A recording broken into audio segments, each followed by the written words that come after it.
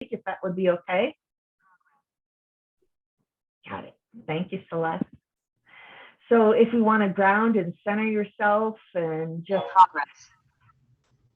let's mute at this point. Celeste, can you mute everybody? Thank you, honey. All right, so just ground. And what we're going to do is we're going to take 3 breaths, and I'll walk us through it. And they're just going to be fully oxygenated, connected breaths to the divine, however you call the divine. And if you just want to connect and then breathe in, that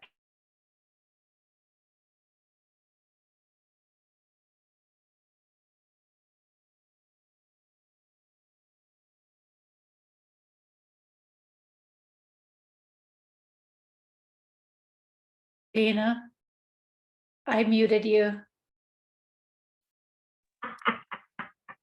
That's cute. Thank you, Celeste. So did y'all get that? We're on our first breath. You're all muted. I can't hear any of you, but this is hilarious. Good job, everyone. Okay, so that was a practice one. Good job. You're all grounded. Hi, Marie. Thanks for joining. And thank you, Michelle, for joining us. So we're just going to ground and center ourselves and take a breath in, connecting to source or spirit or God, whoever you call goddess, however you call the divine. We're going to take a breath in, divine light and love, and pause and hold it and let it push into every cell of your being, into all your organs, and exhale, allowing it to expand and spill out into the world, and pause and see it encompassing and engulfing our globe. And then a breath in, clean, oxygenated love and light, and pause, holding it, pushing it into every cell of your being, and exhaling, allowing it to expand, and pause, watching as it engulfs the world. And one more, breathing in, pure divine love, pausing, allowing it to fill your organs, your chakras and meridians, exhaling, expanding out into the world. Pause as I watch it engulf every living thing, the water and the earth. And breathe how you want to breathe. Thank you. All right. Let's see. Let's go around and introduce our members tonight. And that sheet was right here. I do that. I get paper lots. Celeste, Holly, do you want to wave? Oh, you got to unmute yourself and say something too, so the camera goes to you, right? So we welcome Celeste, who lives in Prescott Valley, Arizona. She's been a member of MSCO for about 9 years. She offers Reiki and yoga. And Celeste is an artist who creates handmade jewelry and accessories, and about 1 million other things. So, Hello, everybody. Yay. Thank you. And next is Elizabeth Higher Rose. One away. And then Elizabeth is in California, and she is a quantum healer and shaman of the New World. She uses her remarkable psychic channeling and healing skills to bridge the gap between the spiritual and the practical to create tangible healing and change on individual, group, and global levels. Unmute Elizabeth and say hi. She's muted. We can't hear you. And I'm sorry. Hello. I'm technically challenged today. No problem. You can stay unmuted now. That's fine. I think we're going to all be able to be all right. And then JoLynn, who's going to be leading the topic today. She's from Prescott, Arizona as well. And she's been reading tarot now for over 40 years. She consults the cards for spiritual guidance for friends, families, and clients to help them gain clarity and insight on troubling issues, challenging blocks, and important decisions they might be facing. Tonight, JoLynn will explain how she reads the cards and gives us some tips on various ways to use the cards. She encourages everyone who is drawn to tarot to delve in and explore for themselves, and she can help you get started. And we welcome JoLynn. Hi, everybody. Thanks for being here. And we have one more member to introduce, and then I'll hand it over to her. And that's Marie Howell. And you'll have to unmute yourself, sweetheart. Say hi. Marie is a wise elder living in Phoenix. Her art and life are intimately intertwined with a deep connection to the sacred, particularly the Divine Mother in her many forms. Marie's work includes painting feminine icons, rearranging found objects into inspiring assemblage sculptures, and facilitating creative inner wisdom experiences, particularly through cosmic smash booking. Her website is Holy Mother Art. Thank you, Marie. Welcome. Say something so the camera goes to you, please. Hello. Thank you. Good to be here. Wonderful. Yay. All right. Welcome, everybody. So we hand it over to Jo. Take it. All right. Thank you, everyone, for joining the open house tonight. I'm going to offer some insights into the tarot cards and some helpful hints to hopefully get you started on your own path if you're interested in doing the cards for yourself. I started out by doing it the really hard way. I spent days, weeks, months, years memorizing, and I learned the cards upright, reversed. I had it down. Well, then I realized there's an easier way, and you can actually use your intuition, and that will get you way further with reading a story and making sense out of the cards. Both of them worked for me. I used the memorization a lot, but I also used the intuition more than ever before. And I'd like to start out by saying the deck that I think beginners should use is the Rider-Waite Tarot card deck. It is the most basic, and it has all pictures on all of the cards. The deck consists of 78 cards altogether, and there's 56 minor arcana and 22 of the major arcana. And a lot of decks don't have pictures on all of the minor arcana. This, for example, will show you that this is just, I'll get it in the picture here.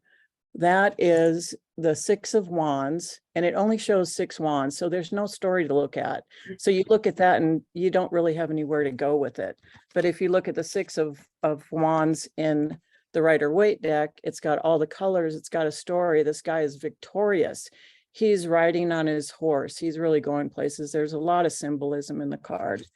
Here's another example, is the Three of Cups. And what can you do with Three of Cups? You'd have to use your memorization for that, like I did, to remember what does the Three of Cups mean. Well, here you've got a story, and it's all about celebrating and joyous, and they're all looking happy and cheersing everyone. So you can really read something out of that.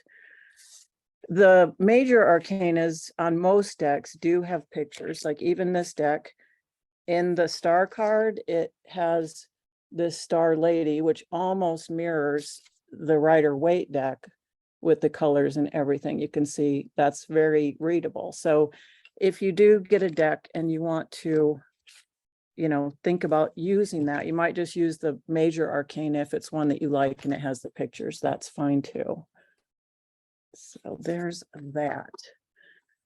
So delving in, I would just start by pulling one card and looking at that. And a really good way to jump in is to look for symbols. And there's all sorts of different symbols. Animals are really important. You can look up animal card totems on Google, and their, information nowadays is at the tip of your fingers. So if different animals are screaming out to you while you're looking at your card, maybe there's a bird or a rabbit or snake, dogs, cats, horses, all of these animals mean something. If there's a bird, maybe you're using your intuition, flying high, getting a bird's eye view, getting the bigger picture, looking down at things. If it's a horse, it's freedom and movement and running and strength and courage. And again, if you don't know what an animal might mean, but you see a rabbit and it's really yelling at you, what is this rabbit? Look, I can't take my eyes off of it. Then you can just Google animal totem rabbit and it'll come right up and tell you what you need to know. Other symbols are numbers. You have the minor arcana, which is the aces through the tens. And you can look at the numbers, and if a number is low, like an ace, 2 or 3, you know that you're right at the beginning of a situation and you're just delving into it. And it's something that you're going to be learning about, you're gathering information, you're doing the research. If you pull a 10 and it's right out there and it's, ooh, the 10 of something, it means you're right at the end of your lesson and you're just about to jump into your new lesson and finish up that portion of your life of what you're working on there. So just pay attention to the numbers. With the major arcana, that is the Fool card through the World card. It goes from 0 to 21. And again, it's also just like the minors, where the Fool is just beginning on a journey. The major arcana cards are basically our soul. When we come into this earth plane, we're brand new. We haven't learned anything. We're come as babies. We're really innocent. The world's at our fingertips. So we have to go through life's lessons, the ups and downs through the middle of the cards. By the time you get to the end, the World card, 21, you've come kind of full circle with what you're learning. Even if you're an old soul, when you come into this earth plane, you're right at the beginning and you're really starting over. So you're on a journey. So that's what the major arcana cards are. Whew, I feel like I'm blathering. Any questions? Okay, let's go on. Other symbols are clouds, horns, flowers, wheels, lanterns, children, ships, heart, scales, the infinity symbol. You'll see all these things come up in your cards. And if it's something like, say, a horn that you're looking at, then it's going to be blasting a message to you. Maybe you need to listen to something or speak your truth. Wheels are cycles, ups and downs. If you're feeling good, know that you're not stuck there. You'll be on an upswing before you know it.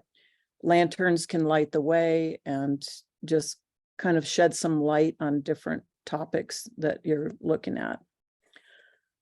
More symbols with the cards are colors. And red is passion, energy. If you think about the color red, it's stop signs, fire engines, everything that is kind of an alarm, something that makes you stop and pay attention. It's all sorts of real urgent information. The green could be a green light. You think of a green light, it's the go card. It's moving forward. It's harmony, it's nature, growth, and prosperity. Purple can be luxury, spirituality, royalty. It's very high vibe. Purple is a very spiritual color. If you're looking at the cards and you see a lot of white in there, it's very angelic. You might be dealing with higher realms. There's a sense of elegance, purity, and clarity. Blue is good for communication, expression, and trust. Yellow is happiness, willpower, hope, self-esteem. And these colors that you see when you're reading your cards can also tie into many different layers. You can go into your chakra system. For example, if you're working on something, you see a lot of blue come up in the cards, that's your throat chakra. And you can use also stones and crystals to tie into that as well. For that, you would use turquoise for throat chakra, and also the meaning of the blue would be expression and communication. Another layer would be the elements, earth, air, fire, and water, and those can tie in with the cards as well. The reds that you would see coming up in the cards would also equate to the suit of wands and the element of fire. So there's a lot of layers. I can go down the rabbit hole with that forever, but that gets a little complicated. So, but just so that you can understand how much learning this is never ending if you want to jump in, but you can just distill it down first when you're starting to get your feet wet. After you pull one card and look at that and work with the symbols, maybe check the booklet and see if your intuition is spot on with what the booklet meanings might say. You can also add more cards. I would put down either 3 new cards or add 2 cards to the 1 card that you've already put down, and those cards will actually clarify what those first cards are telling you. Another way to look at those 3 cards is to look at the interactions of the characters in the card. Is there someone that's looking away from somebody else that's talking? Maybe somebody is turning their back on somebody that has something to say, or maybe somebody that's doing the speaking is barking up the wrong tree and they're not being heard and they need to take their expertise and information to a different arena. So you just look at that. You can also look and see the energies of the animals and the people in the cards. Are they happy? Are they jumping around? Are they sad? Do they have their head in the sand? You know, what is going on here? Are they confused? So there's just so many things you can read and look at that. Other ways to use the cards are making grids. You can actually put them in grids with crystals, and you can charge food. You can use them to charge plants. You can set intentions. You can use them for healing, pull certain healing cards and focus on those. You can use them in your meditations, and you can just look at the card and call in the energy of that card and look at it, keep it out for a reminder. And one way that I did that today to set intention was I pulled the Queen of Swords out here. She's very clear. She's got a lot of blue. She's got communication, turquoise. And I've also paired that with wearing turquoise, having blue on my bracelet so that I would be able to speak clearly and hopefully present a clear and meaningful talk today. That's one way to use it. All right, next. See, I got to refer to my notes because I get nervous. Okay. There's so many resources to learn about tarot, and obviously the basic ones are to get your book, the book that comes with your cards, or you can buy extra books at the bookstore. There's Google. You can type in a card, it'll come up, tell you the meaning. And I would look at as many resources. If you're teaching yourself and you want to learn, say, what the magician means, I would look up as many sources for that meaning as possible, and then combine them, see the common threads, and then use your own intuition to make your own meanings for your personal deck of cards. You can also watch YouTube videos and get an idea of how other people read cards. I always like to see how other people's techniques, and you can just pick and choose and add some of those to your repertoire. There's a couple of apps that I highly recommend. One is called Insight Timer, and the icon is a brass bowl on a white background. And it's not only an app for tarot cards, there are tarot card readers on there, which you can look at, but it's also really good if you want to do yoga or have sleep meditations or dealing with mental health issues, anything like that. It's really a really good self-help resource. There's practitioners and teachers on there that do live feeds and talk or do recorded presentations that you can listen to at any time of the day or night. The other app I wanted to show you is called the Tarot Sampler. It's got a little dog. I don't know if you can see that little dog on an indigo blue background. And if you click on that, let's see here, it's actually called the Fool's Dog Presents Tarot Sampler. And that's what comes up there. And you can do a full reading. You can do reading of the card of the day.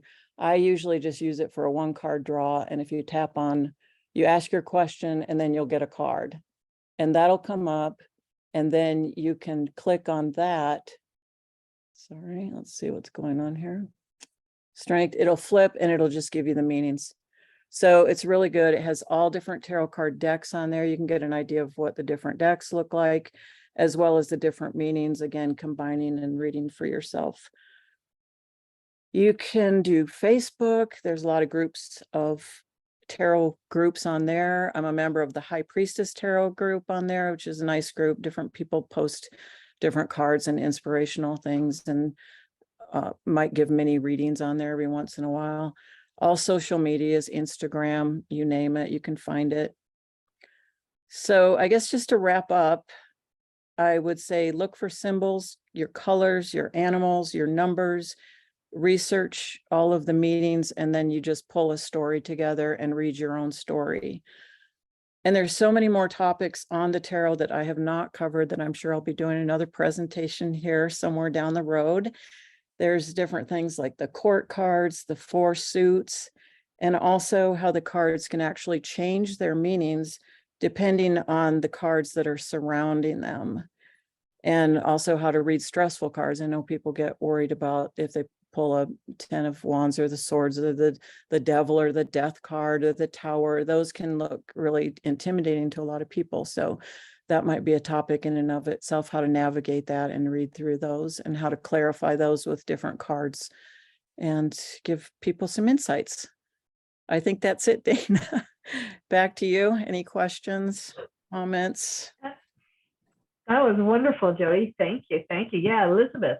I had two questions, but the first one is very simple. You said one of the apps was the Tarot Sampler, and what was the other app? The Insight something?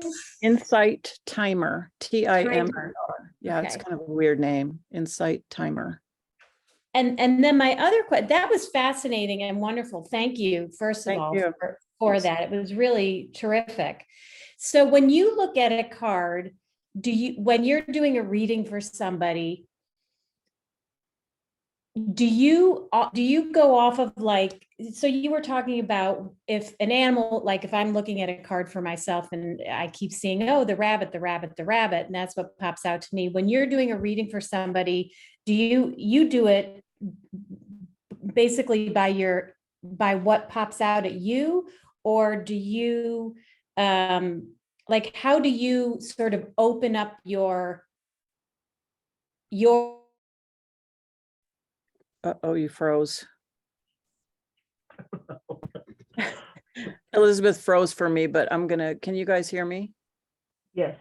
Okay, I'm just gonna kind of There answer she's back. that. Okay, good. As far as how I start reading is I'll open the cards up and start placing them out. And then I just get a feel. The cards actually start almost talking to me out loud in my head, like, look at me, look at me. So I'll know That's so what to look cool. for, and then I'll start just telling a story of what I see. Like I see someone's really chatting right here, but someone else isn't paying attention. Who are you talking to that's not hearing what you have to say? And why do you keep saying it? You need to stop saying it. Advice like that. Or if a rabbit comes up, I'll say, maybe you're worried about something, you've been timid about something, you've been anxious. There's a lot of scattered energy going on. And if there's a card next to it that might be very grounding, it would say you're learning how to ground yourself. And that card will clarify the other card. Okay, thank you. That's super interesting. Great questions. Thank you, Elizabeth. I like incorporating all of the different things too. When I do, I don't use cards a lot, but when I do, I really enjoy incorporating the wisdom from everything I do. Like in shamanism, often the rabbit is a part of something bigger. It's the gift. It can represent the South and innocence and being a part of a bigger collective in a journey, you know, as eaten as a rabbit by an eagle, and then, you know, got to see from the eagle perspective as well. So, you know, I like you do, Jody, with your intuition, when you connect and hear what they say, you can go down the rabbit hole. You know? Literally. Yeah, it's so many things. Everything ties together eventually. All the different modalities of divination and intuition and spirituality, it all connects in some way or another. Yeah. That's why we're here. To help people realize that it's all, you know, blendy, moldy stuff, and, you know, no need to burn anybody at a stake. So, Sam, you had your hand up. Yes, I wanted to say thanks for inviting me, and Jody, thanks so much for doing the explanation. I wish I'd have heard this about 10 years ago. I decided I wanted to learn to read tarot, and I thought I, had to memorize, so if somebody flipped up the card and I said, okay, well, that one means, I worked on it for a few months and it was just kind of like, I'll let the readers take care of it because they're, they know what they're doing. And to hear you explain it though, is kind of like, dang, that makes so much sense. So thank you so much for doing that for us tonight. Absolutely. When I started memorizing and I thought I had it down, I knew the cards inside out, upside down, all around.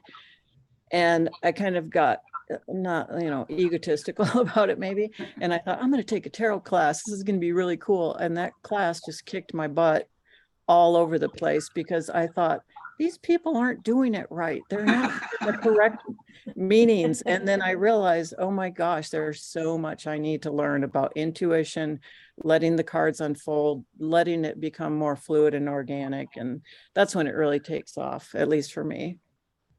But it never hurts. It never hurts to memorize. And then when you do get a deck where you want to read it, like the one I showed you before, where it is just the 4 of Wands and there's 4 wands, you can default and flip that in your head and you know exactly what that card means. So it does give you an expansion down the road with that. So it certainly doesn't hurt. It's just a long way, more difficult way to do it.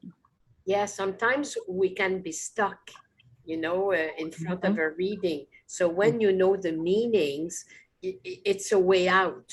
Right. Right.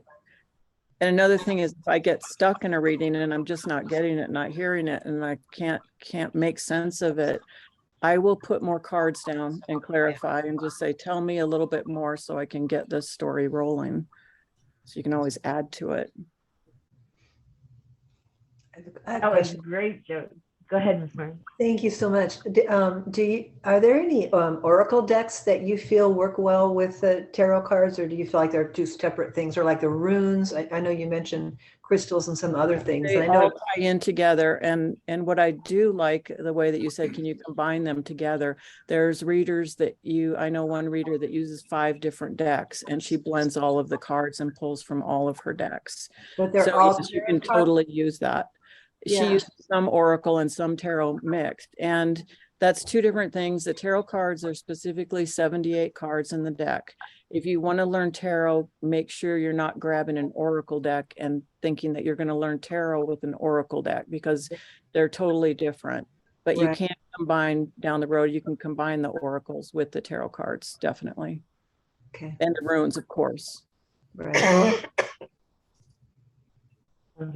I wish I had heard you, 35 years ago when I got my first writer deck too, and was reading that book and was just going, there's just, it's not my favorite way of learning. And then even Jody was like, give me a reading. And I'm like, well, I don't really read cards. And she's like, yes, you do. Give me a reading. And so I just did what I saw, and that was wonderful. And now I had other decks before too, but I like are they called the Oracle, like the angel cards and the dolphin cards? Those are Oracle decks, right? Yeah, maybe just inspirational decks, oracle decks. Sure. Yeah. I love those. I have my angel cards in my old grandma's old fashioned candy dish, and instead of candy, I pick a card. Yeah. But I like to look at my intuition first, and then I'll read the book, because I don't have to memorize anything that way. Thank you, Jody. And we just had somebody else join us, India. Thank you, India. Welcome. Hi, India. India's a friend of mine. Good She's on. muted, so we can't hear her. Are there any other questions? Marie? Yeah, I have another one. So are you recommending that it's better to draw 3 cards total, or maybe even 4 rather than just 1? Because I know I don't do tarot cards, but with my oracle cards, I'm always like, oh, let's just do a quick card. But then sometimes the meaning's not as clear. So you would recommend more than 1 card if you have I time? usually like to put 3 down. It gives you a little bit fuller meaning. Okay. On the tarot sampler app that I use, I usually only do the 1 card because it says pull a card, answer your question. It reads, it's really clear. So on the app, I'll pull 1. Okay. Thank you. It even helps me when I'm ordering at a restaurant. Do I want the clam linguine or a burger?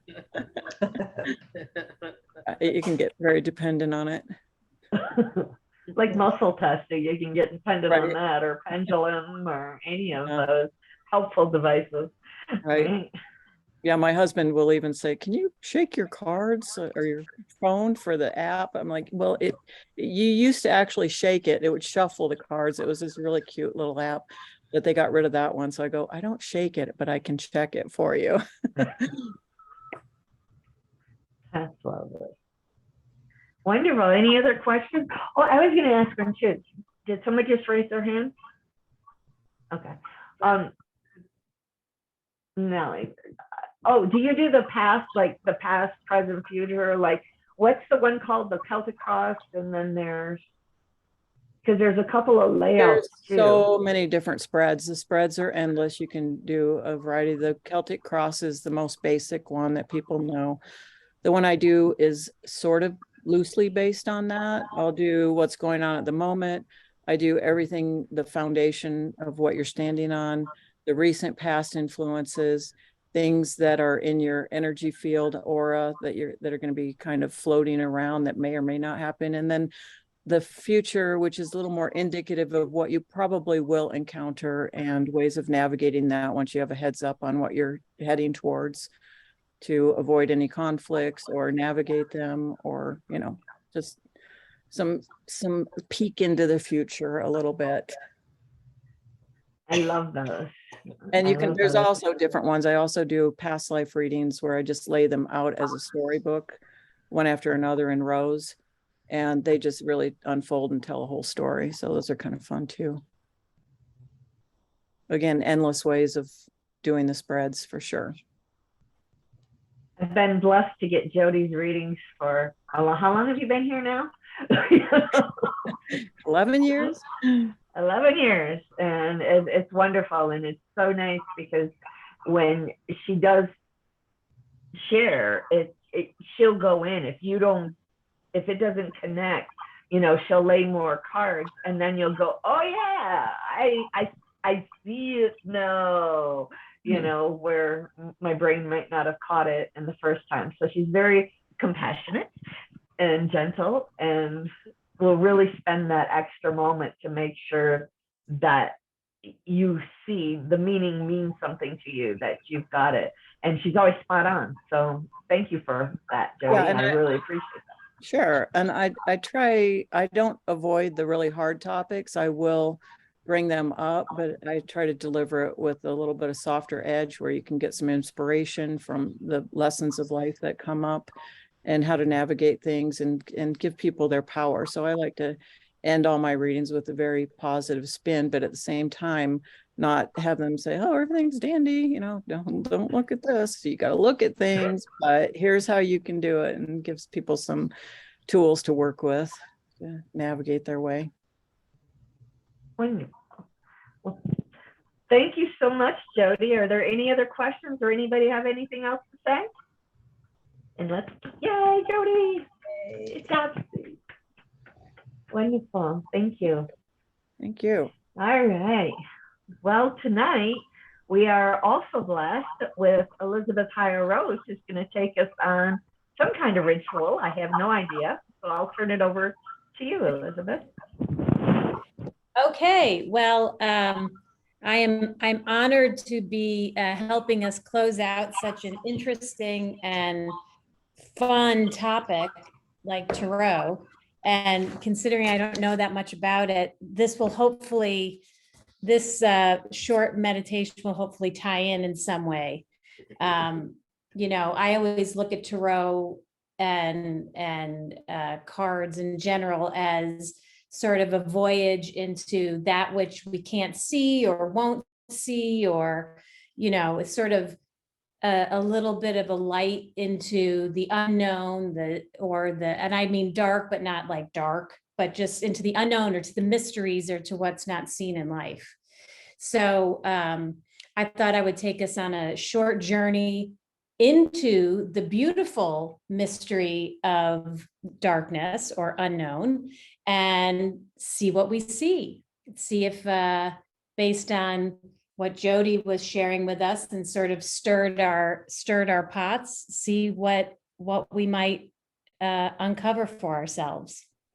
So without further ado, if you would all like to join me and just start to take a few deep cleansing breaths and close your eyes to just resettle with all of the information that we just learned and gathered from Jody about tarot and what it can mean in your life and what symbols can be, and just let that information sort of float around, filter in your space as you're breathing deeply, grounding yourself into this. And as you're grounding and taking nice deep breaths, we're just going to do a quick countdown from 5 to 1. And at the count of 1, you'll be in the dark. 5, 4, 3, 2, and 1. You're finding yourself in the dark of night. It's pitch black. There's no stars, no moon, just the darkness. Not scary, perhaps a little unnerving, but not scary, and certainly not anything but a beautiful mystery.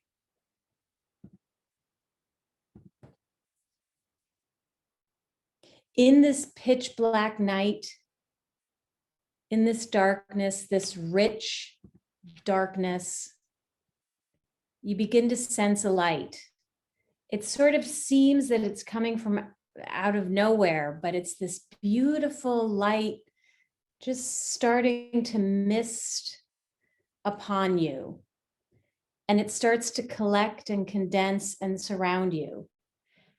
It might be a color, it might be one of the colors of your chakras, deep and rich, or it could be soft and pastel, red or orange or yellow, green, blue, indigo, violet. Could be a rainbow of light, and it could just be beautiful white light. Whatever the color, however strong or subtly you sense it, know that you are being embraced by the light of love. Now, this mist, this light of love that surrounds you, just imagine it beginning to move, forging a spotlight of sorts into this mysterious pitch black night, a spotlight into the mystery of the unseen, the mystery of the unknown. And as this light shines brightly into the darkness, what do you see or hear or sense around you, in front of you? What is this light showing you in the dark?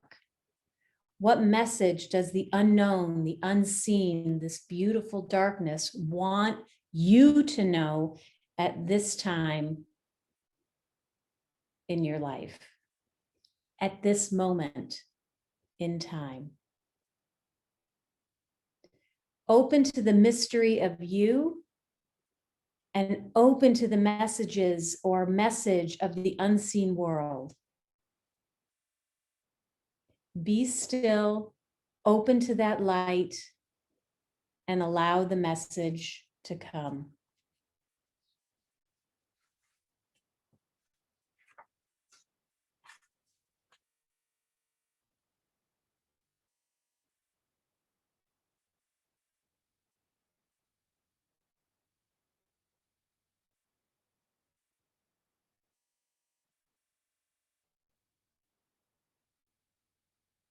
And now perhaps with that whisper, that message somehow moving into your space, into your head, into your heart.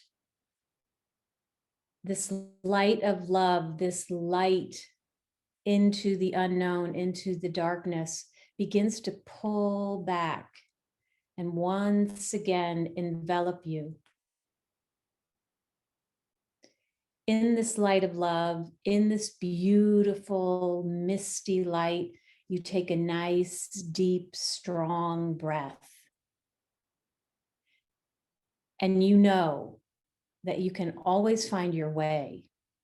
And you know that you are always guided by love.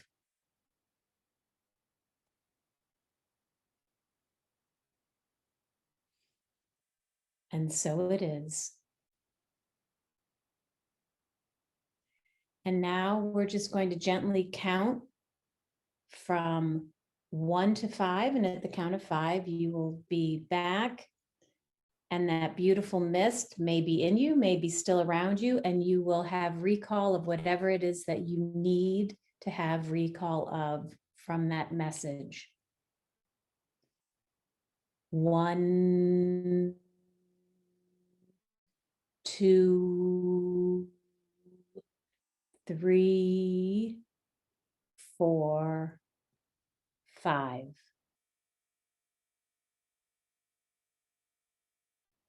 And whenever you're ready, just open your eyes.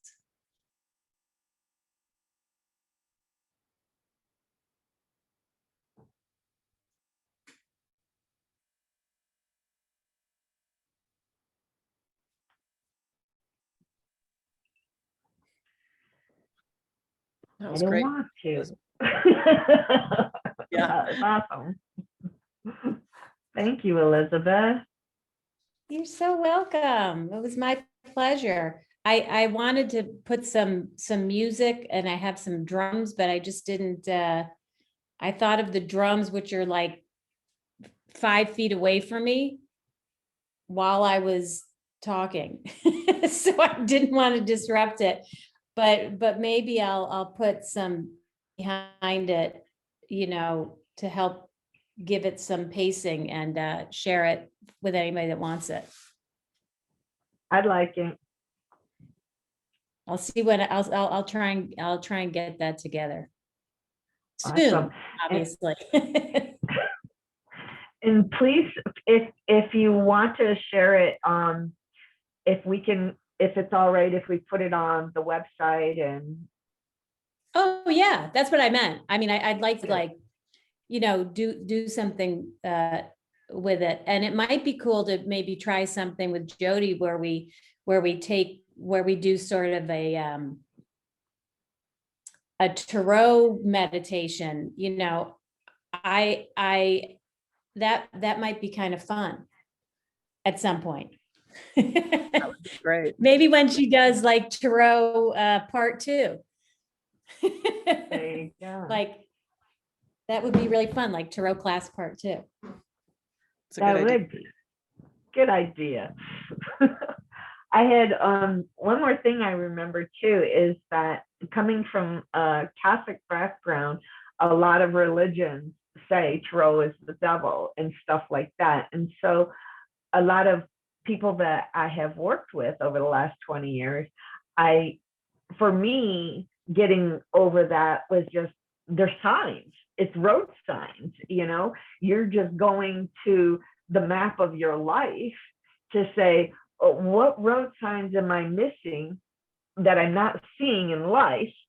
And then the tarot goes of this, and it correlates so well. It's like, oh yeah, that's why when I was speaking earlier, how Jody will often expound on the card with other answer cards. I don't know what you call them, but other cards.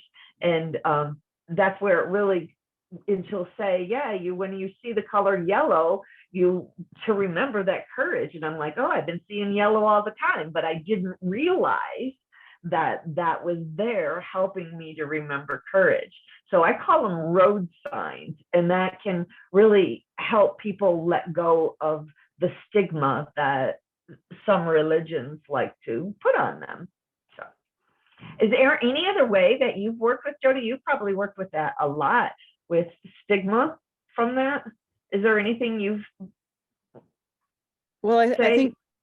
think there's just a fear of knowledge, and in general, they don't want the population to get too much knowledge and wisdom, because then the forces that be lose their power and people don't listen to them anymore. So the more power we can give back to the people and the ancient wisdom, then that's the better for humanity. Amen to that. I like it. All right. Well, There's one thing to know about tarot is that it never lies. It's really the situation. It could be wrongly interpreted, but the answer that is there is the right one. And if you try the same question, just let's say for fun or because you doubt, the same question 2-3 times, you will get the same answer. The arcanas can be a little different, but the whole thing will mean the same thing at the end. Absolutely. That's a great point. Thank you, Carol. Thank you. Any other bits, pieces? Our work here is done for a month.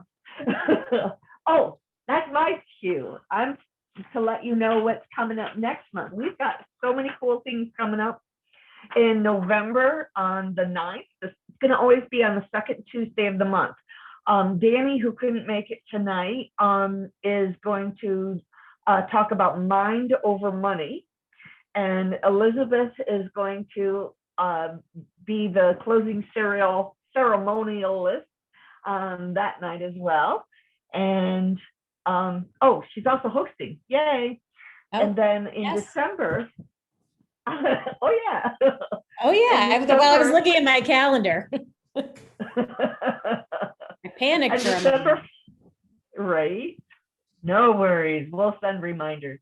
December 14th is Celeste Holly doing the topic lead of Give As You Receive. And Danny will be hosting that. And Celeste will do the closing ritual. And January on the 11th, Robin Bierson will be hosting. And Marie Howell is going to be the lead topic on the Divine Mother. And she'll do the closing ritual that night. And then in January, I don't know why that there. In January, we have April, May. Oh, that is January. And then in February, Celeste is hosting while Elizabeth is going to speak on health and longevity. So that sounds really exciting too. And she'll be her own ceremonialist, I'm sure. And then we have a fire ceremony in March by Cindy, Integrating Body, Mind, and Soul by Robin in April, and the Alchemy of Magic and Oils. Nice. So mark your calendars. It's going to be a lot of fun. Hope we see you back. Thanks, Dana. Awesome. Thank you, Joe. Thank you. Thank Thank you, you, Elizabeth. everyone. Thank you. Thank you for joining us. Yeah, your Lynn, and yes, faces. Carol. Bye. Thank you, Lynn. Thank you. Bye. Thank you. Bye. We made it.